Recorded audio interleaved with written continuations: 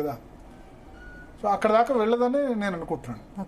ఇక ఎందుకంటే అనిరుద్ధ్ రెడ్డి మిగతా ఎమ్మెల్యేలు సపోర్ట్ ఉంది. మరి 10 మంది ఎమ్మెల్యేలు ఆయన పిలిస్తే వస్తే 10 మంది అసంతృప్తి ఉన్నట్టే కదా. కొత్త ఎమ్మెల్యేలు చాలా మంది అసంతృప్తి ఉన్నారు. 64 మందిలో 40 మంది వరకు కొత్త ఎమ్మెల్యేలు మాకేం పనులు అవ్వట్లేదు, మంత్రులే మొత్తం పనులు చేసుకుంటారు, మంత్రులే సంపాదించుకుంటున్నారన్న అసంతృప్తి మాత్రం ఖచ్చితంగా ఉంది. తర్వాత మా నియోజకవర్గాల్లో వేలు పెడుతున్నారు, మాకు చెప్పకుండా చేస్తున్నారు, చాలా డీల్ చేస్తున్నారన్న అసంతృప్తి అయితే ఖచ్చితంగా ఉంది. అదొకటి చెప్పాలి. ఇక మంత్రివర్గ విస్తరణకు సంబంధించి నిన్న మన మీటింగ్ చూసాం, అందరూ పోయినారు కానీ రాజగోపాల్ రెడ్డి మాత్రం పోలేదు స్పందన. రాజగోపాల్ రెడ్డి పిలవలేదు, రాజగోపాల్ రెడ్డి అసలు పిలవలేదని చెప్తున్నారు. అంటే నేను ఒకటి చెప్తున్నా, రాజగోపాల్ రెడ్డిని, కోమటిరెడ్డి రాజగోపాల్ రెడ్డిని హైకమాండ్ వెన్నుపోటు పొడిచిందని చెప్పాలి.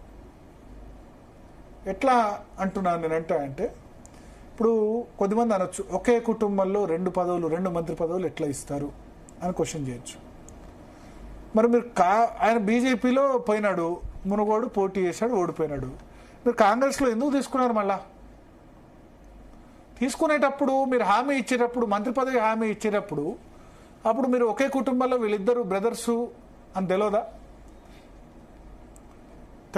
తెలుసు కదా, తెలిసే ఇచ్చారు కదా. ఇప్పుడు ఎందుకంటే మన లైవ్ లో మహేష్ కుమార్ గౌడ్ అన్నారు, ఏంది రాజగోపాల్ రెడ్డికి మంత్రి పదవి ఇవ్వలేదని అసంతృప్తి ఉన్నారంటే ఎస్, ఆయనకు హైకమాండ్ కమిట్మెంట్ ఉంది, మంత్రి పదవి కమిట్మెంట్ ఉందని పిసిసి చీఫే చెప్పారు మన లైవ్ లో. సో మంత్రి పదవి కమిట్మెంట్ ఇచ్చినప్పుడు మీరు అప్పుడు ఒక్కళ్ళ ఇద్దరా కుటుంబాల్లో ఎంతమంది ఉన్నారని చూసుకోవాలి కదా. కమిట్మెంట్ ఇచ్చిన వివేక్ మంత్రి పదవి ఇచ్చి ఆయన ఫ్యామిలీలో కూడా 2 ఉన్నారు కదా, వంశీ ఎంపీ ఉన్నారు, ఇంకో సోదరుడు వినోద్ ఎమ్మెల్యేగా ఉన్నారు.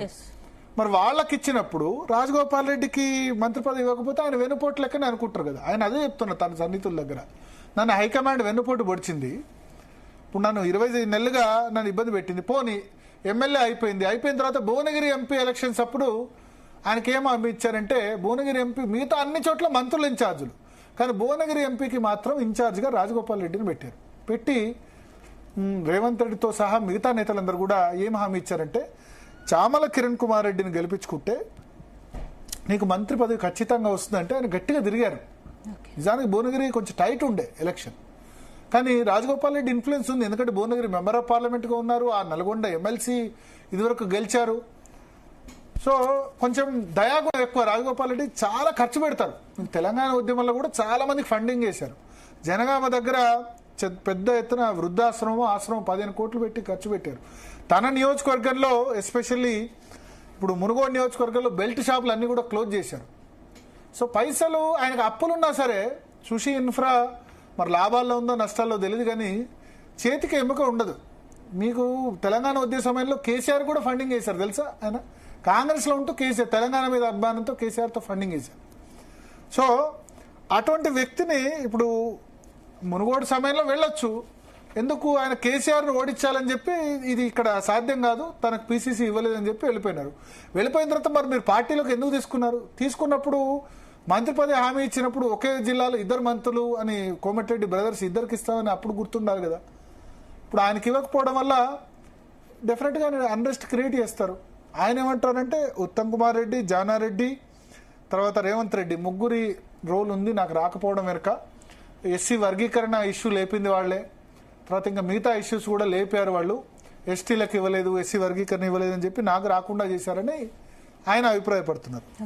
సో మొత్తానికి ఆయన ఏం భావాల్లో ఉన్నారంటే, హైకమాండ్ నాకు వెన్నుపోటు పొడిచింది, అనవసరంగా నన్ను తీసుకొచ్చారు, నేను అప్పుడు బీజేపీ నుంచి పోటీ చేసినా గెలిచుండేవాడిని మునుగోడు, ఎందుకంటే సింపతి వచ్చింది, 13,000తో ఓడిపోయినారు కదా. తర్వాత బీజేపీలో సిటీ టికెట్ అడిగిన, ఎల్బీనగర్ టికెట్ అడిగినా ఇచ్చేవాళ్ళు, లేదా నెక్స్ట్ నేను భువనగిరి ఎంపీ పోటీ చేస్తే ఆయన గెలిచేవాళ్ళు, బీజేపీ నుంచి పోటీ చేసిన. ఇవాళ సెంట్రల్ మినిస్టర్ అయినా అయ్యేవాళ్ళు. అదంతా పోగొట్టుకుని ఎమ్మెల్యేగా మళ్ళీ నన్ను ఎందుకు ఇట్లా ఉంచడం అని ఆయన బాధపడుతున్నారు.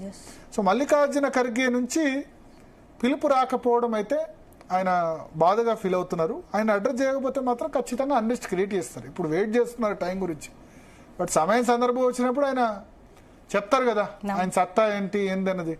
ఎందుకంటే ఇప్పుడు కోమటిరెడ్డి వెంకటరెడ్డికి ఉండొచ్చు మంత్రి పదవి, బట్ రాజగోపాల్ రెడ్డికి నల్గొండ జిల్లా అంతా కూడా ఫాలోయింగ్ ఉంది.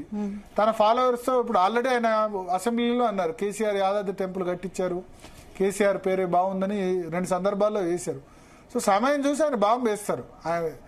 సో ఇటువంటి వాళ్ళని రాజగోపాల్ రెడ్డి లాంటి వాళ్ళని బయట ఉంచడం కంటే లోపల ఉంచుకుంటేనే బెటర్ కాంగ్రెస్ హైకమాండ్. తెలియకుండానే అసంతృప్తి తీసుకొస్తారు. సో ఏం చేస్తారో చూడాలి. మరి రాజగోపాల్ రెడ్డి పిలవలేదు, మిగతా వాళ్ళందరినీ పిలిచారు.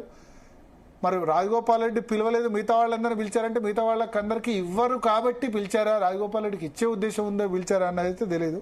బట్ ఆయన అయితే వెయిట్ చేస్తున్నారు. ఆయన అయితే పార్టీ కార్యక్రమాల్లో ఇప్పుడు మంత్రి పదవి రాకపోయిన తర్వాత అయితే పాల్గొనలేదు. నిన్న నన్ను పిలవలేదు, నేను పోలేదు అని కూడా చెప్పారు. చూద్దాం రాజగోపాల్ రెడ్డి ఎపిసోడ్ ఎక్కడి వరకు వెళ్తుందని. Right thank you Bharat. ఇది వాళ్ళ DNA.